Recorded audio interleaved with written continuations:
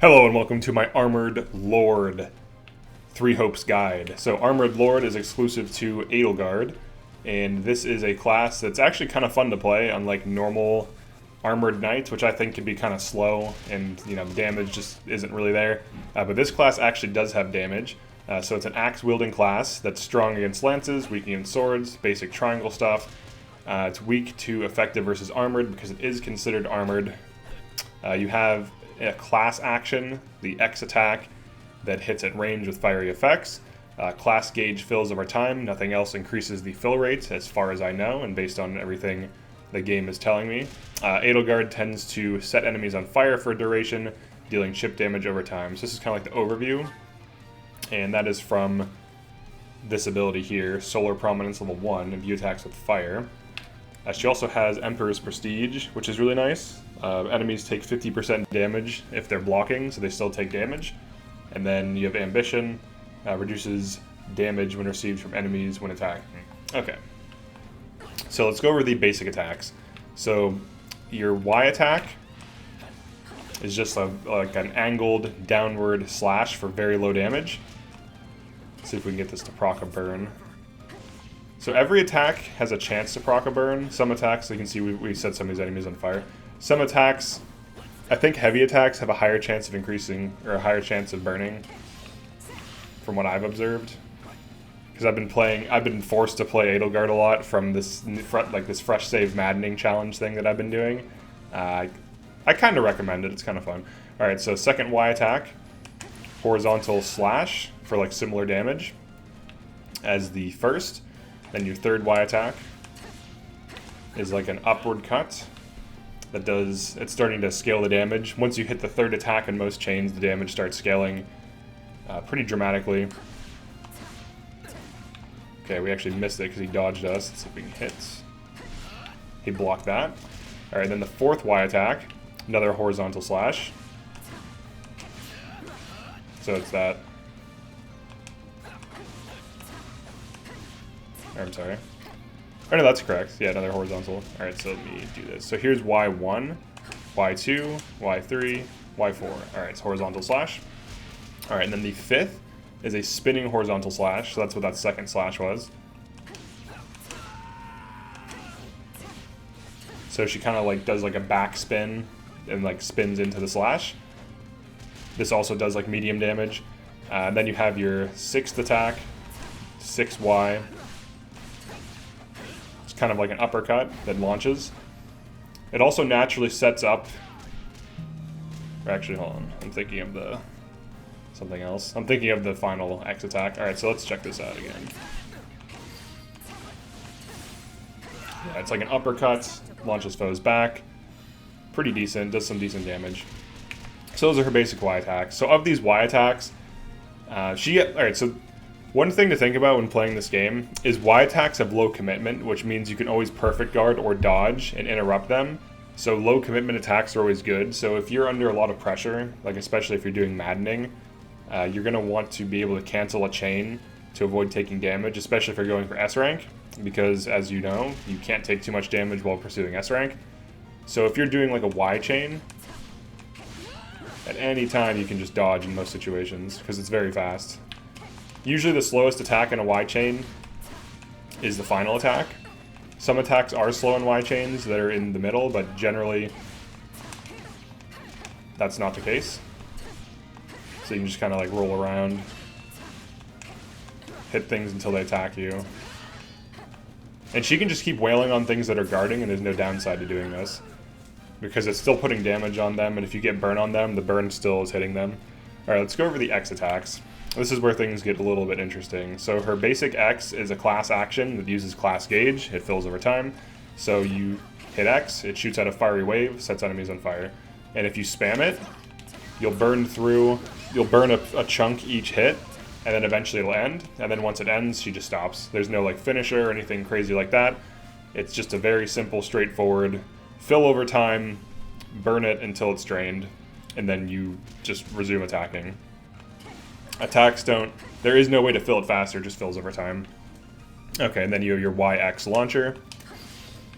This is a really good attack to use. I'm going to go into over Y in tactics, but outside of it just being a decent launcher, because it's like medium.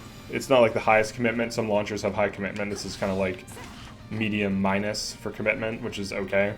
But I'll go over that in a second. Then you have YYX, which is a shield bash and a big AoE. Sets things on fire. This X attack comes out very fast. So if you build it and then hit an approaching enemy, you can hit them quickly with minimal exposure to their attacks. And you can just like reposition. So you can see here. You just hit the enemy quickly and then dodge out. And then Y3YX. Edelgard throws her axe out at range in a kind of sweeping pattern, and then this is like her highest commitment attack. So 3YX. So you can see there, it throws it out, juggles, sets things on fire. Also note it's kind of ranged. Has pretty good range on it. So you can use this, you could like run away from an enemy. You have to time it right, obviously, but because he like attacked. So something like that. Then you dodge away. So you can kind of poke enemies at range with it. It's much safer to poke with the class action because it's faster and you can cancel it in between attacks. So it's less commitment, much safer to do. And then you have 4YX. So she launches enemies up. I actually got launched myself. Alright, so that was 3. So she throws her shield up, launches, hits for really good damage, and it naturally sets up her class action. As you can see here.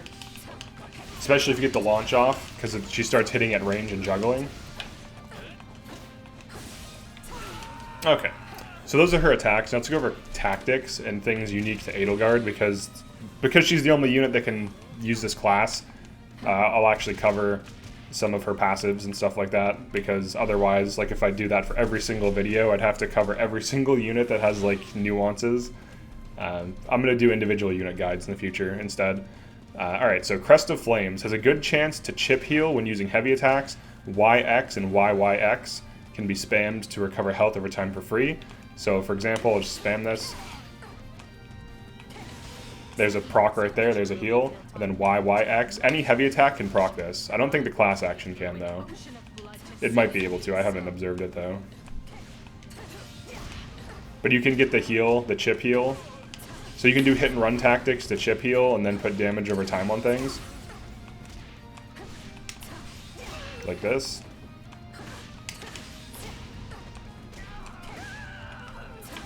I was using this to beat maddening on a fresh save, which I don't recommend doing. Or maybe I do. Alright, burning damage does add up over time, allowing Edelgard to use hit and run tactics better than units without damage over time effects.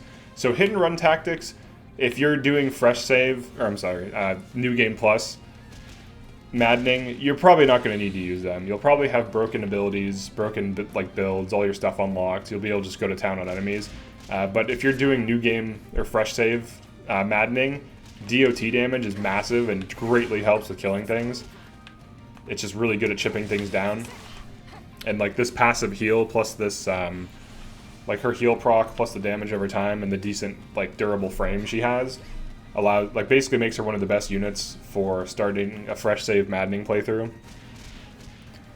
Okay, so you can deal decent burst damage with YX, YYX, and then 4YX into class action spam. Generally, the combo of the base heavy hitting attacks and DOT damage will add up to good damage in general for Edelgard. Dodging can be better than perfect guard if you can consistently perfect dodge to get crits, as Edelgard's base attack power is decent. So, okay. Combat arts can be used to open up an enemy for an attack chain. So this is true of every single unit in the game. Combat arts always give you an opportunity to start a chain, or at least like get an opening. Obviously in this case this enemy counterattacks me pretty quickly, so that like backfired, but usually you'll get an opening. And depending on the combat art, like you usually want combat arts that don't launch enemies, you want combat arts that just combo them. This is a kind of slower class, so you wouldn't want to be using combat arts that push things away from you, unless you knock them into like a corner or something.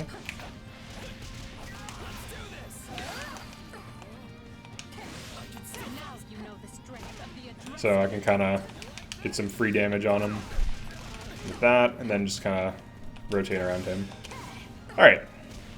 So you can build up YYX chain, hitting a difficult enemy with the tail end of the chain to put burn on them. You can also use YX as an enemy approaches to deal chip damage, apply burn, and have a chance to proc a heal. So I actually use this to beat the first level, like the first actual like map level on chapter 1, not the actual final finale, but like I would use this to build up heal, because if you do a fresh save maddening playthrough, the enemies are all level 100 and you're like level 5. So you have to use like really weird tactics like this, like chip healing yourself and like putting burn on things.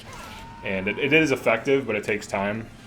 And now that I'm starting to min-max and get like levels, this like fresh save maddening playthrough is not as bad.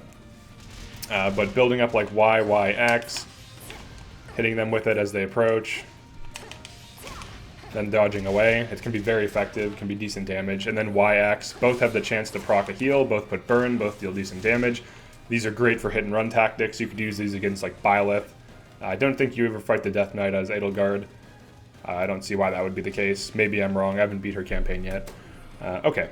Dodging behind enemies is always a good idea to mitigate and prevent damage. You can punish their attack chains with your own. So this is a very simple concept. So an enemy attacks. So let's get them to attack. Kind of dodge. Then you just punish his attack. This is extremely useful for avoiding damage. This is extremely useful for like dealing damage, because now you're not getting hit, you're not getting interrupted yourself. So it's just like basic positional play that will drastically help you on any single class, or on every single class. Every class benefits from doing this, even mages, actually especially mages, because you can like roll to get distance, like roll as they're attacking, get distance, and start getting a chain off. So moving around enemies while attacking is like a fundamental thing to avoiding taking damage.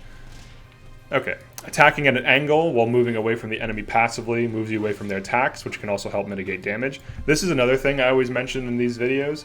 So let's say I just run up to an enemy and start attacking it. Alright, look at how much... Okay, let me do this to kind of show it. Let me run up to the wall for perspective. So I'm going to show you how much I'm moving. So let's get this enemy lined up with the wall. There they are. Alright. So watch how much I'm physically moving. Alright, this is the distance. Alright, so I'm moving into their attacks. First of all. I'm slowly moving it back. And I'm just moving in a straight line, right? Now that's great. But you can move more distance if you move in a diagonal, because your move speed and move is the same, right? So if I move this way, it's going to move me away from the enemy. Alright, so one thing you have to know about attacks, this really comes down to how attacks work and why this is useful. So let's go to Convoy. See if we can... Alright, so look at the effect of these attacks, right? Most attacks hit in front of a unit, and most basic attacks hit in front of a unit. Very few attacks hit around a unit. So if I'm moving straight at something, I'm moving into damage constantly. And I'm also generally getting less, like, I'm getting less value out of my movement.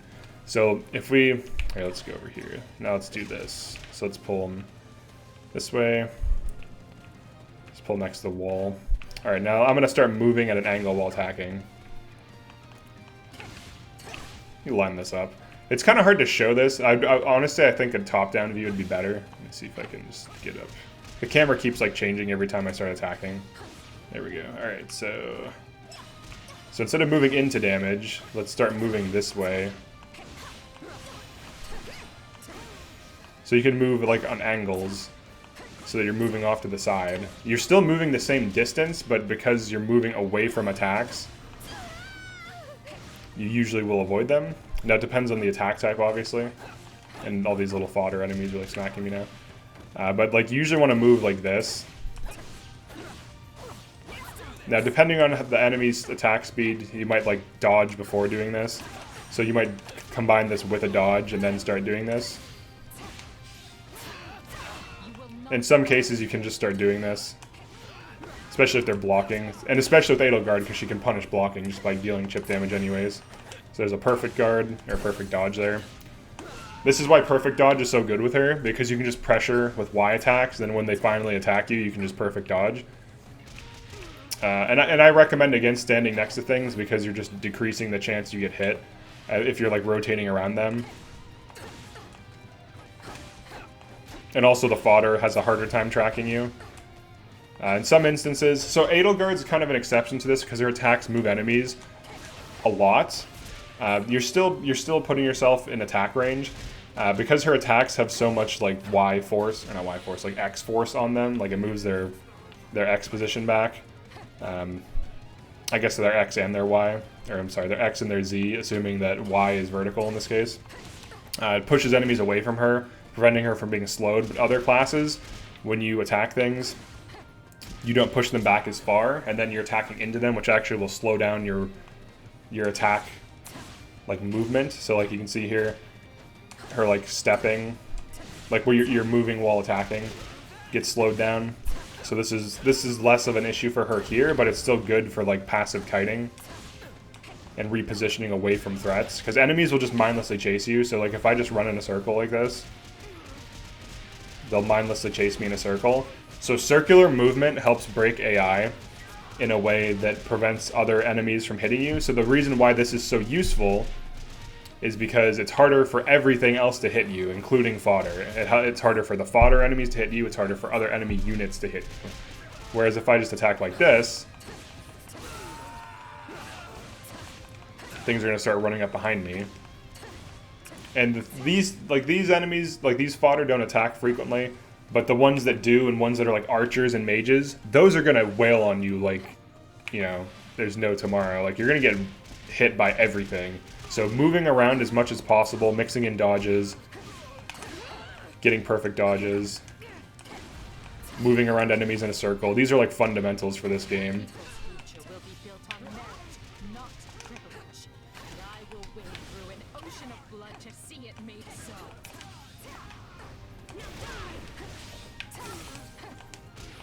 Like just combining in this movement with like attacks. This is a universally good thing to do on every class. There's no downside to doing this. It breaks the AI by moving in circles. So, and how do I know this? It's something I've observed in most games. Most games have a hard time. Like everything just tries to path to you. So as it's updating its pathing to you, it just mindlessly follows you. Like this enemy's kind of trying to kite, so it's a little different, but you can see it'll like run in circles with me.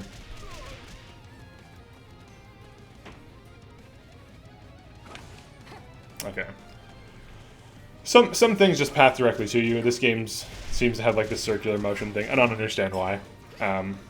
Its pathing is just weird. So some games do have good pathing. Like I remember like Oblivion, like Elder Scrolls 4 Oblivion has really good pathing. Enemies will just run right to you if they can. But the only thing is that's like bad about that game is you can just jump on top of the thing and then shoot it with like bows, like arrows and stuff. All right. So hitting with the edge of the hitbox does the same damage as straight on. You should almost never be attacking directly into something. So like the damage is the same, so you might as well be moving off center so that they have to like readjust. Like you can see if I was moving right into it, I would have got hit there, but because I'm moving off center, they're missing attacks now for free, so I'm just able to continue attacking. So this will help you get S ranks and get damage out, so it's extremely important to do this.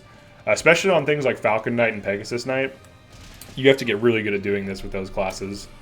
Those classes are very fun. Alright, Emperor's Ploy causes burning damage, or burning foes take more damage when struck with class action.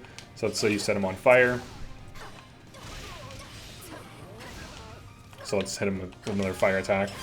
They just take like bonus damage that causes them to combust. And then Edelgard's passive, Emperor's Prestige, causes her to deal 50% damage guarding foes, making her one of the most consistent attackers in the game, because other classes have to respect blocking for the most part, unless you use like a combat art or something that can get through it, or that just happens to get through it. So she can just keep attacking things. That's like the huge upside of Edelgard. She just has really consistent damage. Alright, so I'm going to check one thing before I go over her ability notes. So tutorials, you can check out the stats. There's like a lot. There's like a lot in this game. I'm just looking for the stats, because I don't remember exactly. I'm pretty sure luck affects like drop rate or something weird. Where is it? Like, because they change everything, right? Because it's a completely different game. Let's see. Battle advantage. Maybe it's leveling up. Here we go. Maybe stat boosting. Here we go. Okay. So, let me just double check. Alright, it affects the appearance rate of recovery items. Okay, so that's kind of weird. And then charm decreases battalion... Okay, increases battalion endurance, so reduces drain rate. Okay. Alright, so let's go over her passives now. Because one of them just increases those things, so it's like, how useful is this really, if you had to choose? Yeah, I think I'd rather have perspective than pomp and circumstance. Okay. So for her abilities, class abilities, you have pomp and circumstance, which increases luck and charm by 5. So reducing the damage your battalion takes, that can be decent, but if you're dodging a lot and you're getting low damage on you anyways, I don't think that's very useful. And then luck increases recovery, or increases the appearance of recovery items. I'm assuming this has to deal with drops from enemies. I don't know if it has... I'm pretty sure board recovery items, like recovery items that are just on the map, are always there. So I think this deals with like drops from enemies. So this, I would say, isn't like the best thing, and you should probably drop this for other things. Shredder. I'm going to do combat arts in a different video, but this is a combat art you unlock. Emperor's Ploy guarantees burning enemies will combust. So this was the one thing I went over. Basically just gets you extra damage. And then Perspective increases damage dealt to enemies proportional to the number of strongholds you have. So the more strongholds, the more damage. That's pretty much it for this like overview of Edelgard. These like the tactics I'm showing have been tested on Maddening on a fresh save, which I don't even think people are doing that right now. Maybe there's a few people doing it, but it's actually very hard. It's probably the hardest challenge this game has to offer. And I think it's about to be easy though, because I've been min-maxing. I'm level 14 already. And I'm gonna go over one of the things I've been using to beat this challenge. It's gonna be extremely useful to do in a normal playthrough, especially if you're having trouble. It's called level anchoring, and I'll go over it in a separate video. But yeah, thanks for checking this out. Definitely like and subscribe if you enjoyed this. Spin to win, as they say. And definitely drop a comment, let me know what you think. Let me know if I missed anything, got anything wrong. If you have any cool tactics with Edelgard, especially as the Armored Lord. Oh yeah, I also forgot to mention, when she's sprinting, she pushes enemies back. Kind of like a funny thing, more so than useful, because it just kind of bounces them around. Like, it's not really... it's hard to ball things up with this, because it just pushes them on either side of you. So I'm like trying to create a ball of these fodder. It's not really helping me too much. And then if you want to get this active right away, you can dodge, and then you'll immediately start doing this. Dodging and then moving can be a good way to reposition, and you're usually pretty safe when you're moving this fast. So yeah, that's it for this video. Thanks for checking this out, and peace.